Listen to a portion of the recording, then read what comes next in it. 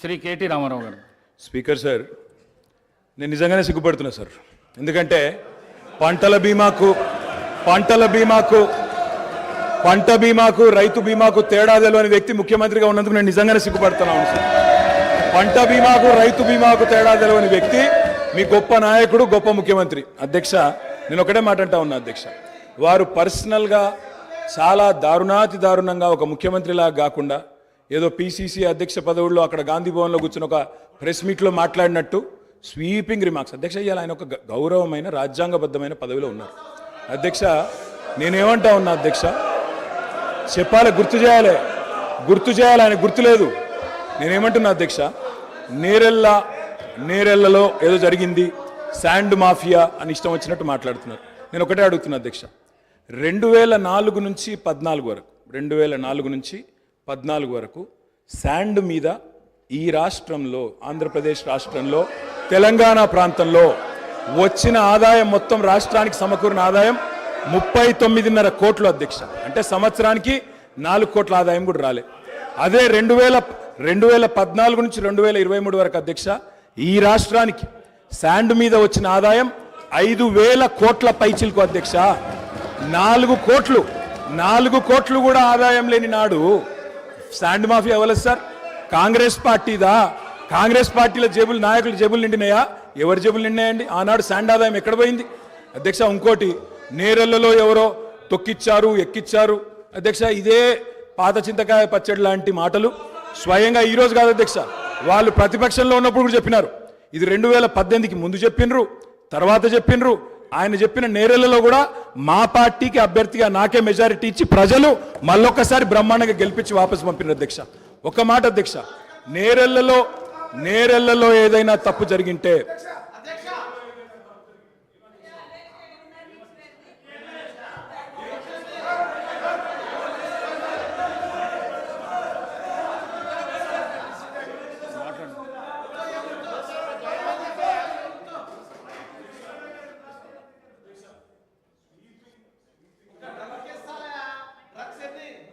Sweeping remarks, నోటికి ఎంత వస్తే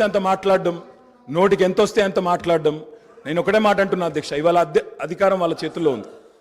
ఏ విచారణ చేసుకుంటారో చేసుకోమనండి, మాకు అభ్యంతరం లేదు. కానీ ఇష్టం వచ్చినట్టు స్వీపింగ్ జనరలైజేషన్లు చేసుకోవడం, నోటికొచ్చినట్టు మాట్లాడడం, ఇది ఒక ముఖ్యమంత్రి పదవి స్థాయిలో ఉండే వ్యక్తికి తగదు. పంట బీమాకు రైతు బీమాకు తేడా తెలియని వ్యక్తి అక్కడ కూర్చోవడం నిజంగా ఈ రాష్ట్ర ప్రజలు సిగ్గుతో తలదించుకుంటున్నారు. ముఖ్యమంత్రి గారు. అధ్యక్ష, ప్రజాస్వామ్యంలో ప్రతిపక్షాలకు అవకాశం ఇవ్వాలి, వాళ్ళు ఏదైనా వివరణ ఇచ్చుకునే అవకాశం ఇవ్వాలనే ఉద్దేశంతో మైక్ ఇచ్చాము. మైక్ ఇవ్వండి అని మిమ్మల్ని రిక్వెస్ట్ చేసినా మీరు వారికి ఇచ్చిండ్రు, పెద్ద మనసు చేసుకొని. దాని ద్వారా ప్రజలకు ఏమైనా ఉపయోగపడేది. కానీ నేను మాట్లాడిన అంశాలలో ఏమైనా తప్పులు ఉంటే వాటిని ప్రస్తావించుంటే డెఫినెట్గా అవకాశాన్ని వారు సద్వినియోగం చేసుకున్నారు. కానీ వారు ఏం మాట్లాడుతున్నారు, మళ్ళీ అక్కసు వెళ్ళగక్కుతున్నాడు. ఎందుకనంటే అక్కడేదో మేనేజ్మెంట్ కోటాలో నేను కూర్చుందాం అనుకుంటే ప్రజల నుంచి వచ్చిన ఆయన కూర్చున్నాడు కాబట్టి నేను చూసి ఓర్వలేకపోతున్నా అని కుళ్ళుగా అనిపిస్తుంది తప్ప దాంట్లో ఏమైనా ఉందా అధ్యక్ష? సరే, ఏదేమైనా అధ్యక్ష, గత ప్రభుత్వము ఎంత గొప్పలు చెప్పుకున్నా కొన్ని వాస్తవాలను ప్రజలు కూడా గమనిస్తున్నారు. మీ ద్వారా వాళ్ళు ఆ సమయంలో మరి గుర్తుందో లేదో ఇప్పుడు గుర్తు చేయదలుచుకున్న అధ్యక్ష, 10వ తరగతి ప్రశ్నాపత్రాలు వాట్సాప్లలో తిరుగుతూ 10వ తరగతి పరీక్షలే నిర్వహించలేని అసమర్థ ప్రభుత్వం ఆనాడు ఉండే.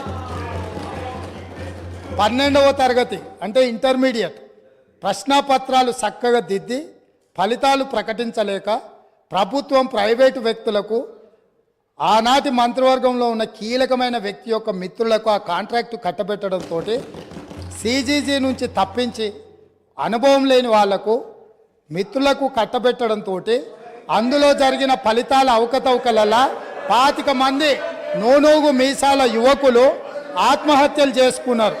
ఈ చావులకు ఆనాటి ప్రభుత్వం కారణం కాదా? ఇవి ప్రభుత్వ హత్యలు కాదా? ఇది పక్కన పెడితే అధ్యక్ష, డెఫినెట్గా తొందర ఏం లేదు అన్నీ.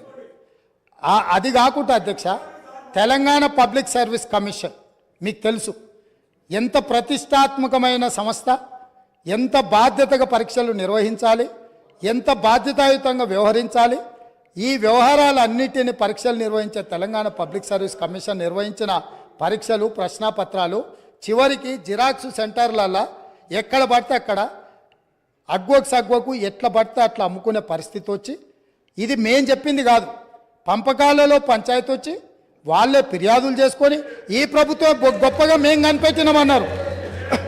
ఈ ప్రభుత్వం ఏమన్నది, ఇది ప్రతిపక్షాలు కనిపెట్టింది కాదు, ప్రతిపక్షాలు చెప్పింది కాదు, మేమే గుర్తించినాం, మేమే ప్రశ్నపత్రాలు అమ్ముతుంటే పట్టుకున్నాం, మేమే కేసులు కట్టినాం అన్నారు. సంతోషం, మీరే అమ్ముకున్నారు, మీరే గుర్తించారు, మీరే పట్టుకున్నారు, మీరే కేసు కట్టారు. కానీ బాధ్యులను ఎవరిని చేసిండ్రు అధ్యక్ష? ఎవరిని బలి చేసిండ్రు?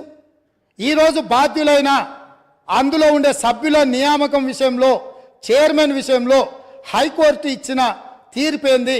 నిజంగానే ఈ ప్రభుత్వం బాధ్యత ఉంటే 30 లక్షల మంది నిరుద్యోగ యువకులు ఈరోజు ఉద్యోగ ఉపాధి అవకాశాల కోసం 10 సంవత్సరాల నుంచి చిక్కడపల్లి సెంట్రల్ లైబ్రరీలోనో, లేకపోతే దిల్సుఖ్ నగర్లోనో, గౌలిగూడలో, లేకపోతే ఈరోజు అమీర్పేట్ చౌరస్తాల్లో, కుకట్పల్లి చౌరస్తాల్లో, ఈరోజు కోచింగ్ సెంటర్ల అశోక్ నగర్ చౌరస్తాల్లో లక్షలాది మంది విద్యార్థులు ఈరోజు ఉద్యోగ ఉపాధి అవకాశాల కోసం పోటీ పరీక్షలకు గ్రామాలలో ఉన్న తల్లిదండ్రులు రూపాయి కూడబెట్టి ఈరోజు వాళ్ళని ఇక్కడ పెట్టి చదివిస్తే 10 సంవత్సరాలల్లా ప్రభుత్వంలో ఉన్న ఉద్యోగ ఖాళీలను భర్తీ చేయకపోను బాధ్యతారహితంగా నిర్వహించడం వల్ల ఆ ప్రశ్నపత్రాలు లీక్ అయి బజార్లలో పల్లి బఠానీలో అమ్ముకుంటుంటే దానికి సంబంధించిన చర్యలు తీసుకొని బోర్డును రద్దు చేసి కొత్త బోర్డును బాధ్యతారహితంగా నిర్వహించాల్సిన ఈ పార్టీ, ఈ ప్రభుత్వం ఆనాడు ఆ చర్యలు చేయలే.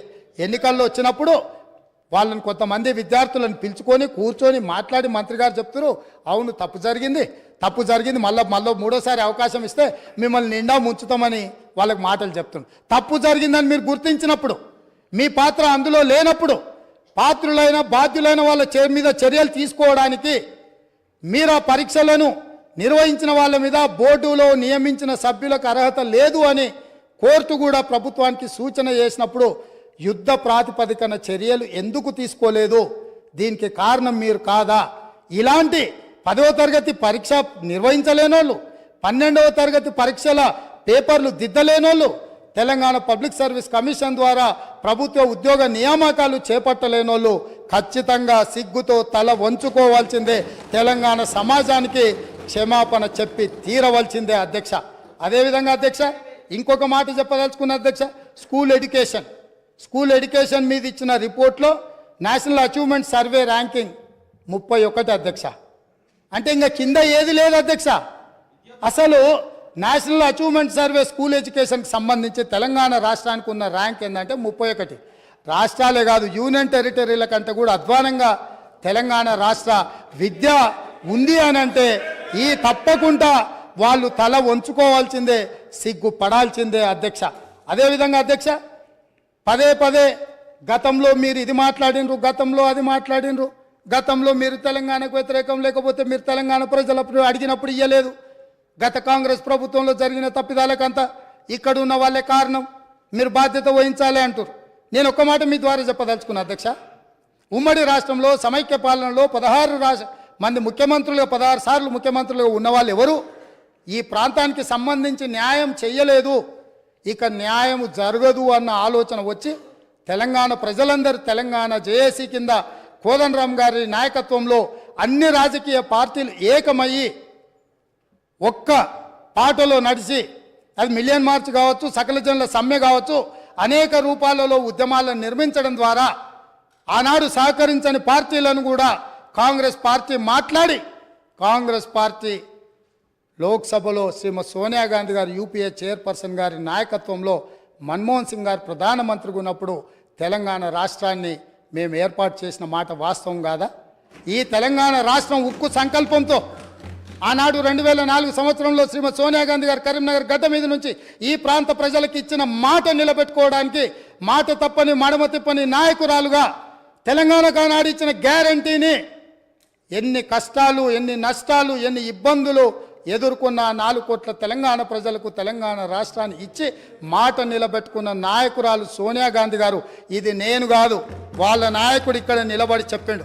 ఇవాళ వాళ్ళకు గుర్తు లేకపోతే మీ ద్వారా మిమ్మల్ని అడుగుతున్నా, ఓ రోజు వారు ఇక్కడ నిలబడి సోనియా గాంధీ గారి దయ వల్లనే, సోనియా గాంధీ గారి ఉక్కు సంకల్పం వల్లనే ఈ తెలంగాణ రాష్ట్రం వచ్చిందన్న చెప్పిన విషయాన్ని